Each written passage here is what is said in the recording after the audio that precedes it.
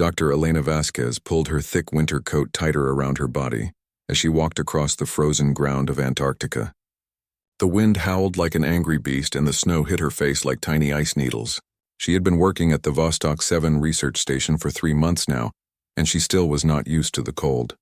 The research station looked like a small metal city in the middle of nowhere. Buildings connected by covered walkways sat on the endless white ice. Inside these buildings, scientists from 12 different countries worked together to study climate change. They drilled deep holes into the ice and pulled out long tubes of frozen water that were thousands of years old. These ice cores told stories about Earth's past weather. Elena was the team leader for the drilling project. She was a smart woman in her 40s with brown hair that was always messy from wearing winter hats. She had studied ice and weather for 20 years. But this project was different. They were drilling deeper than anyone had ever drilled before. "Dr. Vasquez, you need to see this," called out James Peterson, one of the younger scientists. He was standing next to the big drilling machine, looking confused and worried. Elena walked over to him, her boots making crunching sounds on the snow. The drilling machine was as tall as a house and made loud grinding noises as it worked. It had been drilling for 6 hours straight, going down through layers of ice that were formed over thousands of years. "What is wrong?" Elena asked. James pointed at the computer screen that showed what the drill was doing. "We hit something at 800 meters down." The drill stopped moving. "It is not ice and it is not rock." Elena looked at the screen. The numbers showed that the drill had hit something very hard. But the readings were strange. The thing under the ice was not made of stone or earth. It looked like it was made of metal. "That is impossible," Elena said. "There should be nothing down there except more ice." She called over Dr. Mikhail Petrov, the Russian scientist who knew the most about the local area. He was a big man with a thick beard that was always covered in ice crystals. "Mikhail, have you ever heard of any metal objects buried this deep in the ice?" Elena asked. Mikhail shook his head. "No, nothing. This area has been frozen for thousands of years. No human has ever been here before us." Elena made a decision. "We need to see what it is. Get the ground scanner ready." The ground scanner was a special machine that could see through ice and snow. It used sound waves to make pictures of what was underground. The team spent the next hour setting it up and running tests. When the results came back, everyone went silent. "This cannot be right," whispered Sarah Kim, the Korean engineer. She was looking at her computer screen with wide eyes. The scanner showed a huge object buried in the ice. It was long and curved like a giant banana. It was over 200 meters long and 50 meters wide. The shape was smooth and perfect, nothing like any natural rock formation. "Run the scan again," Elena ordered. "There must be a mistake." They ran the scan 3 more times. Each time the results were the same. There was something massive buried in the ice, something that was clearly made by intelligent beings. Elena felt her heart beating fast. In 20 years of science work, she had never seen anything like this. She called an emergency meeting with the station director. Station Director Robert Hayes was a serious man who did not like surprises. When Elena showed him the scan results, his face went pale. "Are you absolutely sure about this?" he asked. "We checked everything 5 times, Elena replied. "There is something down there and it is not natural." Hayes was quiet for a long moment. Then he picked up his satellite phone. "I need to make some calls. Do not tell anyone about this until I say so." Over the next 3 days, the research station became very busy. Helicopters arrived carrying people in expensive winter gear. Scientists, military officers, and government officials came from America, Russia, Britain, and other countries.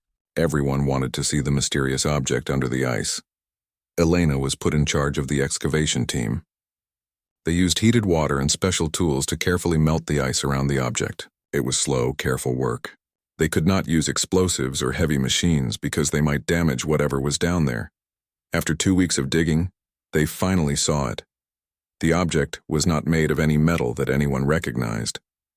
It was dark silver in color, but when the light hit it from different angles, it seemed to change color slightly. Purple, blue, and green colors moved across its surface like oil on water. The surface was completely smooth. There were no welding marks, no joints, no screws or bolts. It looked like the entire thing had been made from one piece of metal. Along the sides were strange symbols that looked like writing, but in no language that anyone had ever seen. Dr. Lisa Park, the linguist who had flown in from Tokyo, spent hours studying the symbols. "These are definitely some kind of writing system," she said. but they do not match any human language, not even ancient ones. As they cleared more ice away, they found what looked like an entrance. It was a circular area where the symbols were arranged in a special pattern. The metal here was slightly different, as if it might be some kind of door. Elena stood looking at the partially uncovered object as the sun set over the Antarctic landscape. The wind had died down and everything was eerily quiet. She had made the biggest discovery in human history, but she had no idea what it meant. "What do you think it is?" asked Marcus Chen, the young technician who had just arrived that morning. He was a thin man in his late 20s with black hair and curious eyes. He had a reputation for being able to fix any machine, no matter how complicated. Elena shook her head. "I have no idea, but whatever it has been down there for a very long time. The ice around it is at least 2,000 years old, maybe more." Marcus knelt down and put his hand on the strange metal surface. It felt warm, which was impossible since it had been frozen for centuries. "You know what this looks like to me?" Marcus said quietly. "What?" "It looks like a ship. A very big ship that crashed here a long time ago." Elena felt a chill that had nothing to do with the Antarctic cold. If Marcus was right, then they were looking at something that came from somewhere else, somewhere very far away. As night fell over the dig site, the strange symbols on the object began to glow very faintly. It was so dim that Elena almost missed it. But there it was, a soft blue light pulsing slowly from the alien writing. Whatever this thing was, it was not completely dead, and that scared Elena more than anything else. Within a week, Vostok 7 research station had become the most important place on Earth. Scientists, military experts, and government officials from every major country had arrived. The small Antarctic base was now crowded with people, equipment, and tension. Marcus Chen watched the chaos from beside the alien ship. Everyone seemed to have an opinion about what they should do, but no one could agree. The Americans wanted to cut into the ship immediately. The Russians insisted on more careful study. The British wanted to move the entire object to a laboratory in London. The Chinese demanded equal access to all findings. While the important people argued in heated meetings, Marcus spent his time studying the ship up close. He was officially just a technician, which meant the scientists mostly ignored him. This was fine with Marcus. He learned more by looking and touching than by listening to lectures. The ship was now completely uncovered. It was enormous, bigger than a football field and 4 stories tall. The metal hull curved gracefully from front to back with no sharp edges anywhere. It looked more grown than built, like some kind of metallic whale that had swum through space instead of water. Marcus had brought his electronic testing equipment from the United States. While the other scientists took photos and measurements, he tested the ship with his instruments. What he found was impossible, but his machines did not lie. The ship was still powered. After 2,000 years in the ice, something inside the ship was still working. His electrical meters detected a very weak power source deep in the ship's core. It was barely alive, like the last ember of a dying fire, but it was there. "Dr. Vasquez," Marcus called out. Elena was taking pictures of the strange symbols with Dr. Park, the language expert. Elena walked over to him. She looked tired. The stress of managing this huge discovery was wearing her down. "What is it, Marcus?" Marcus showed her his electronic meter. "The ship still has power." "Not much, but some." Elena stared at the device. "That is impossible. Nothing could keep working for 2,000 years. I know it sounds crazy, but look at the readings. There is definitely electrical activity inside this thing." Dr. David Harrison, the senior physicist from MIT, overheard them talking. He was a proud man who did not like technicians questioning the laws of science. "Young man," Harrison said in a condescending voice, "you are obviously making an error. No power source can last that long." Marcus held up his meter. "Then explain these readings, sir." Harrison looked at the device and frowned. He borrowed his own equipment and ran the same tests. His face went pale when he got the same results. "This is scientifically impossible," Harrison muttered. "Maybe their science is different from ours," Marcus suggested. Over the next few days, Marcus continued his investigation while the scientists argued about procedures and protocols. He discovered that the ship had multiple power sources, but almost all of them were dead. Only one small backup system was still functioning, and it was failing fast. He also found what looked like control panels near the circular door they had discovered. The symbols here were more complex, arranged in patterns that reminded Marcus of computer interfaces. When he touched certain symbols, they glowed brighter for a moment before fading again. "It is trying to respond," Marcus told Elena during one of their evening talks. "Like a computer that does not have enough power to start up properly." Elena was worried. "The International Committee has decided to wait for more experts before we do anything. They want to study the outside for 6 more months before we even think about trying to get inside." Marcus looked frustrated. 6 months? Whatever is inside might not last 6 more days. The power readings are getting weaker every day. I know, but we have to be careful. If we make a mistake, we could damage the most important discovery in human history. What if we do nothing and lose it anyway? That night, Marcus could not sleep. He kept thinking about the dying power readings and the faintly glowing symbols. Something inside the ship was still alive after thousands of years, but it was running out of time. He put on his winter gear and walked out to the dig site. The security guards knew him, so they let him pass. The ship looked different at night, mysterious and beautiful under the Antarctic stars. Marcus set up his equipment and ran more detailed scans. What he found made his heart race. The ship was not empty. His deep scan equipment detected multiple objects inside the ship that had the density and shape of living beings. They were in what looked like individual chambers arranged in rows throughout the ship's interior. But their life signs were so weak that they barely registered on his instruments. "My God," Marcus whispered. "There are people in there." He ran the scan again to make sure. The results were the same. Dozens of alien beings were inside the ship and they were dying. Marcus ran back to the station and woke up Elena. "You have to see this," he said, showing her the scan results. Elena looked at the data and felt her world change. They were not just looking at an alien ship anymore. They were looking at a tomb full of dying aliens who had been waiting for rescue for 2,000 years. "We have to tell the committee," Elena said. "They will want to study the scans for months before they do anything." Marcus replied, "These beings do not have months. Look at the power readings.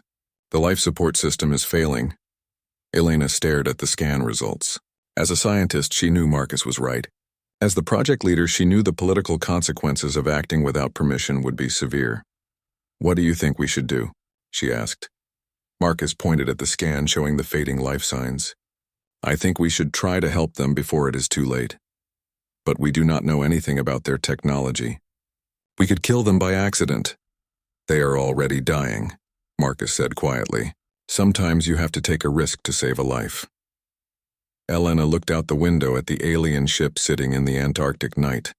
Somewhere inside that impossible vessel, beings from another world were slowly dying while Earth's governments argued about procedures and protocols. She made a decision that would change everything. "Show me what you think we should try," she said. Marcus smiled for the first time in days. Finally, someone was willing to take action instead of just talking about taking action. "I have been studying the power systems," he explained, spreading out his diagrams on the table. "I think I know how to give them more power. It will not be pretty, and it definitely will not be approved by the committee, but it might work." Elena looked at the plans. They involved connecting human electrical equipment to alien technology in ways that seemed dangerous and possibly stupid. "Are you sure about this?" she asked. Marcus shook his head. "I'm not sure about anything, but doing nothing is definitely wrong."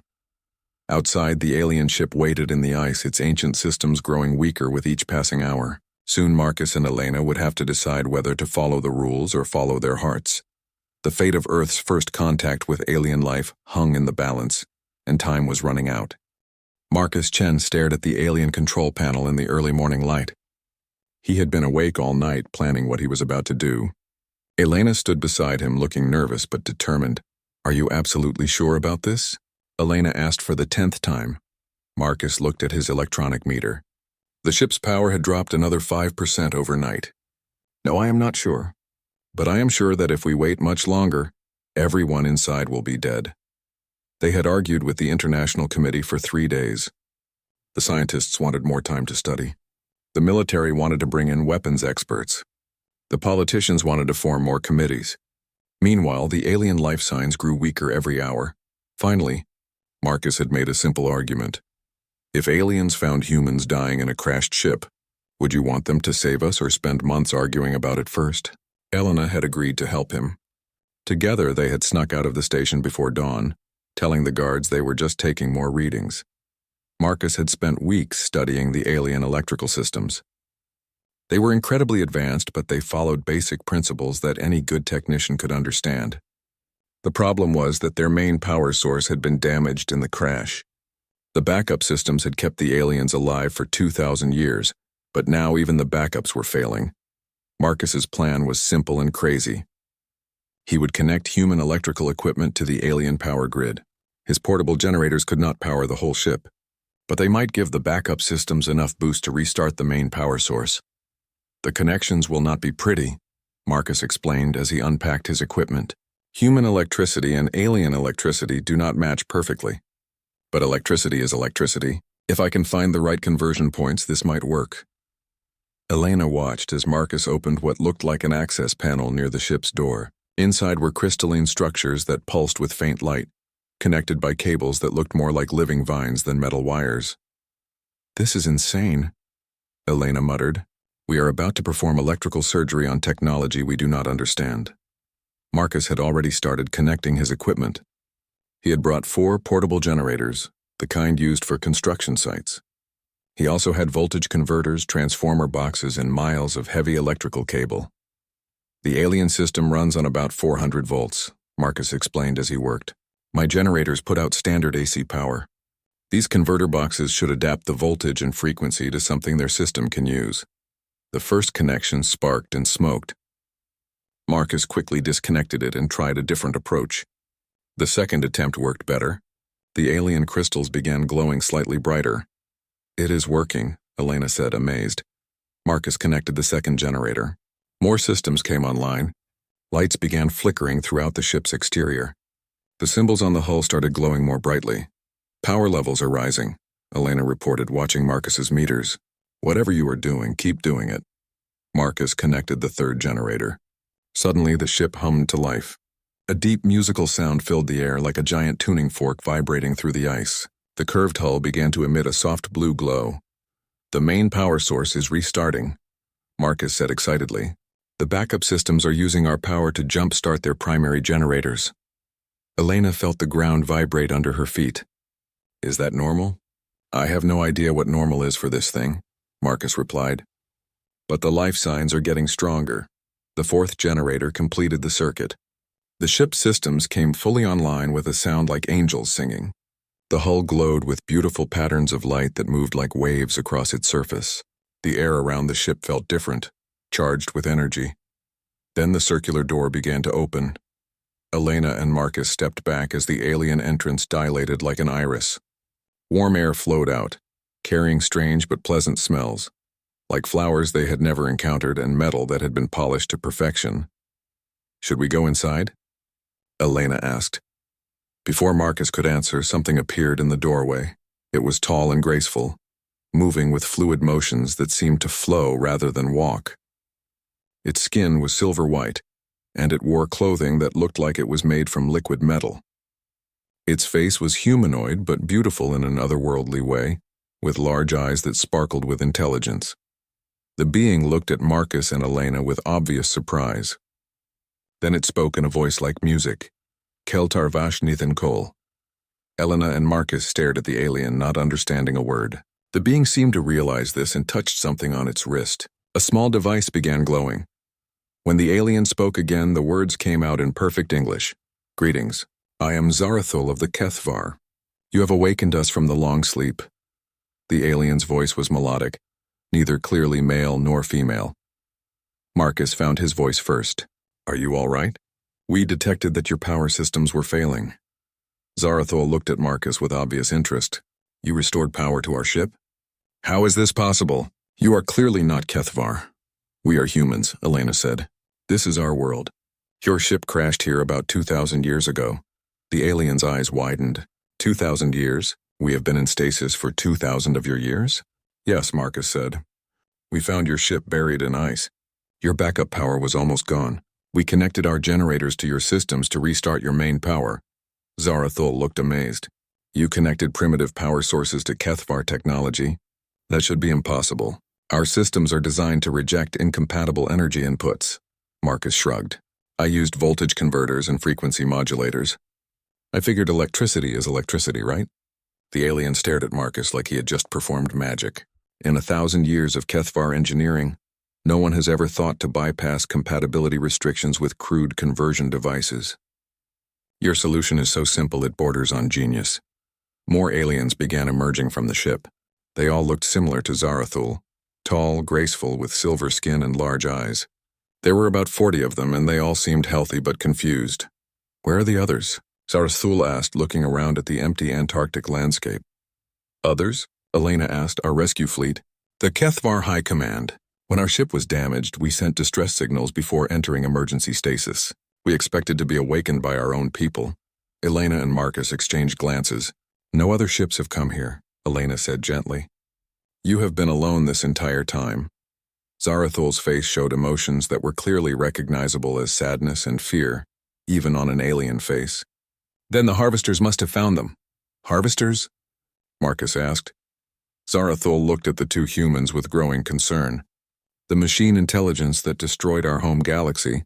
They follow the same paths we take when we flee. If no rescue has come, it means the harvesters have consumed everything we left behind. Elena felt a chill that had nothing to do with the Antarctic cold. Are you saying your entire civilization is gone?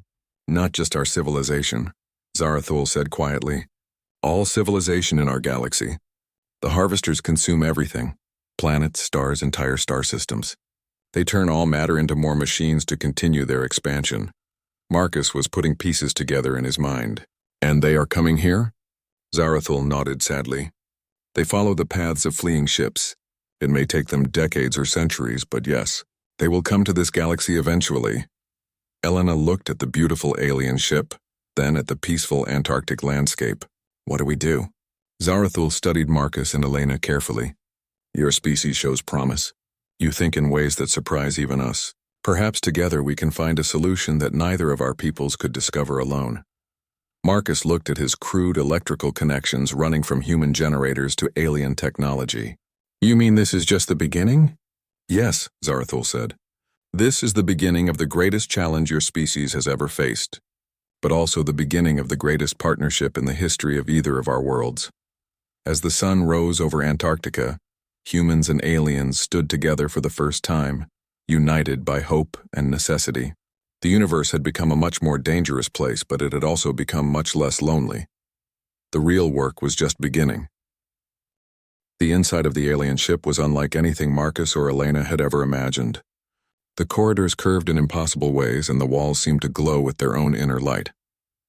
Everything was smooth and organic-looking, as if the ship had grown rather than been built. Zarathul led them through passages filled with other awakening Kethvar. The aliens moved gracefully, helping each other adjust after their long sleep. They spoke in their musical language, but their universal translators quickly learned English by listening to the humans talk. Our ship is called the Seeker of Dawn, Zarathul explained as they walked.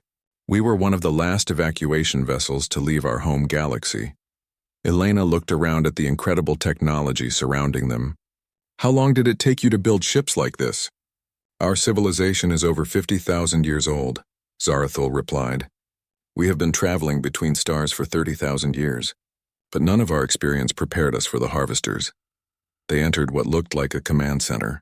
The room was circular, with a domed ceiling that showed a three-dimensional map of space.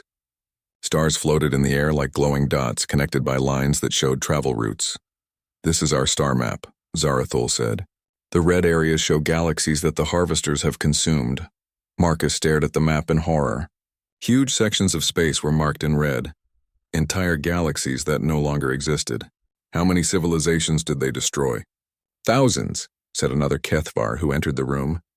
This one was older, with more elaborate clothing and a bearing that suggested authority. I am Veltar, the ship's commander. Zarathul tells me that you restored power to our vessel using primitive technology. Marcus felt embarrassed. It was not really primitive. We just used what we had. Veltar studied Marcus with interest. May I see how you accomplished this feat? They went back outside, where Marcus's generators were still humming and connected to the ship. Veltar examined the connections with obvious fascination. This is remarkable, Veltar said. You connected incompatible power sources using crude transformation devices. In Kethvar engineering, we would spend years designing perfect interface systems. You simply force the incompatible systems to work together. Is that bad? Marcus asked, worried that he had damaged something. Bad? No, it is brilliant in its simplicity. We never thought to use such direct methods because they are theoretically inefficient. Zarathul nodded agreement.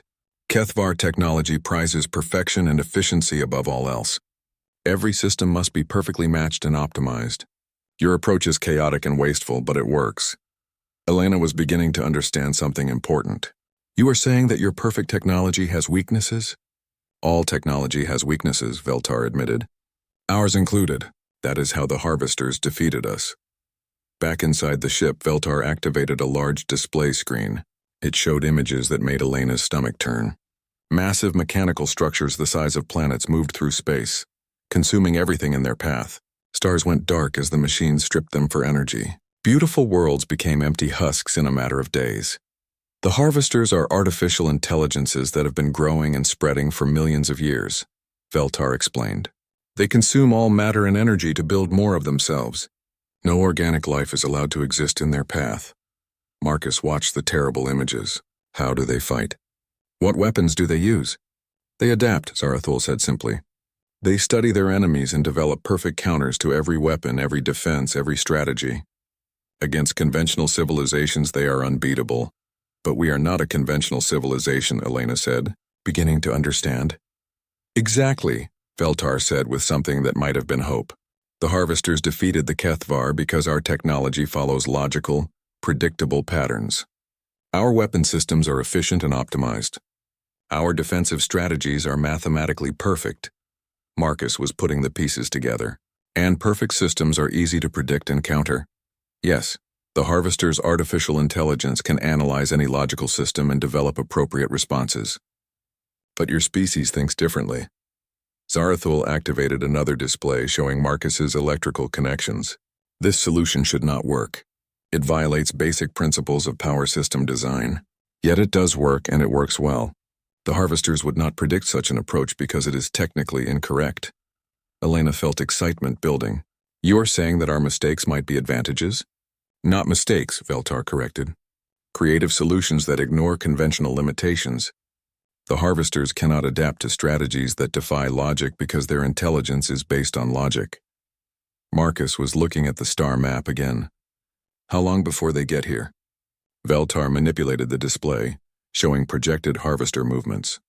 Based on their historical expansion patterns, they will reach this galaxy in approximately 40 years. When they do, they will consume every planet, including Earth. The weight of that knowledge settled on Marcus and Elena like a heavy blanket. 40 years seemed like a long time, but not nearly long enough to prepare for an enemy that had destroyed thousands of civilizations. What chance do we have? Elena asked quietly. Alone? None, Veltar said honestly.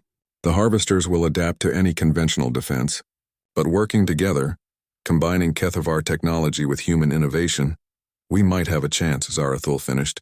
Your species has something we lost long ago, the ability to create imperfect solutions that work better than perfect ones.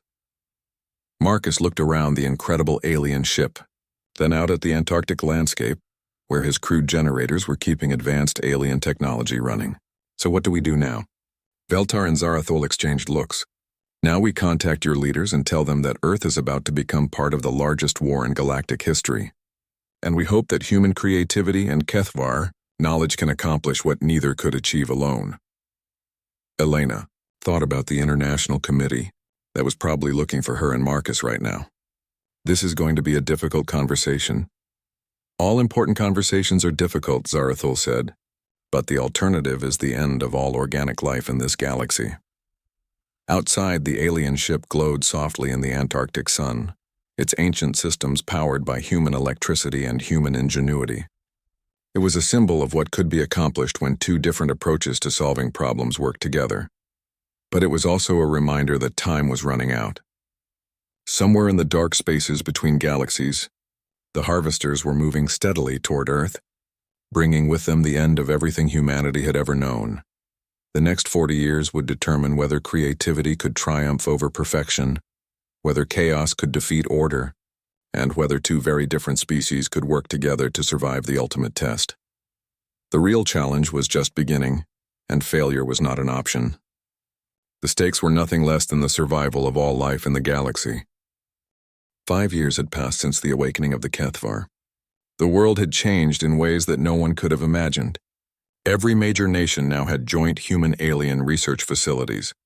The HFY had shared their advanced technology, while humans had shared something equally valuable, their chaotic approach to problem-solving. Marcus Chen stood in the main engineering bay of the New Geneva Research Complex, the largest joint facility on Earth. Around him, humans and HFY worked side by side on projects that would have been science fiction just a few years ago. The bay was filled with hybrid technologies that combined alien perfection with human improvisation. "Marcus, you need to see this," called out Dr. Sarah Kim, who had become one of the lead engineers on the defense project. She was standing next to a strange-looking spacecraft that seemed to violate several laws of physics. Marcus walked over to examine their latest creation. The ship was a perfect example of human HFY cooperation. Its hull was made from HFY metamaterials, but it was shaped according to human aerodynamic principles that the aliens considered inefficient. Its power system combined HFY fusion technology with human electrical chaos theory. "The test flight results are incredible," Sarah said, showing Marcus the data. "The ship's performance is 20% worse than optimal HFY design, but its flight patterns are completely unpredictable. No computer could calculate its exact movements. This was exactly what they had hoped for." Over the past 5 years, human and HFY engineers had developed a new philosophy of design. Instead of creating perfect, efficient systems, they deliberately built controlled chaos into everything they made. Elena Vasquez, now Director of Human HFY Relations, entered the bay with Zarathul and Veltar. Elena had aged in the past 5 years, but her eyes still held the excitement of discovery that had driven her in Antarctica. "The long-range sensors have detected them," Elena announced grimly. The room went quiet. Everyone knew what "them" meant. For 5 years they had been preparing for this moment, but it still hit like a physical blow. "How far out?" Marcus asked. 3 years, Veltar replied. "The Harvester advanced scouts have entered our galaxy. The main fleet will follow shortly after." Zarathul activated a holographic display that showed the edge of their galaxy. Dark shapes moved between the stars, the scouts that would map and analyze every defensive system they encountered. "They are already studying us," Zarathul said. "Their scouts will catalog every weapon, every ship, every strategy we have. By the time the main fleet arrives, they will have perfect counters prepared for any conventional defense." Marcus looked around at the chaotic workshop full of impossible machines. "Good thing nothing we have built is conventional." Elena smiled despite the dire news. "Show them the weapons test results." Sarah activated another display. It showed footage of their latest weapons tests, and the results were encouraging in a terrifying way. The human HFY hybrid weapons were devastating, but not in any predictable pattern. One weapon fired energy beams that changed frequency randomly. Another shot projectiles that deliberately tumbled through space in chaotic patterns. A third generated gravitational fields that pulsed irregularly, creating space distortions that followed no mathematical model. "These weapons are horrible by HFY standards," Veltar admitted. "They waste energy, their accuracy is poor, and their effects are unpredictable." "But that is exactly why they work," Marcus added. "The Harvesters cannot predict chaos. They cannot adapt to weapons that do not follow logical patterns. The past 5 years had been a revelation for both species.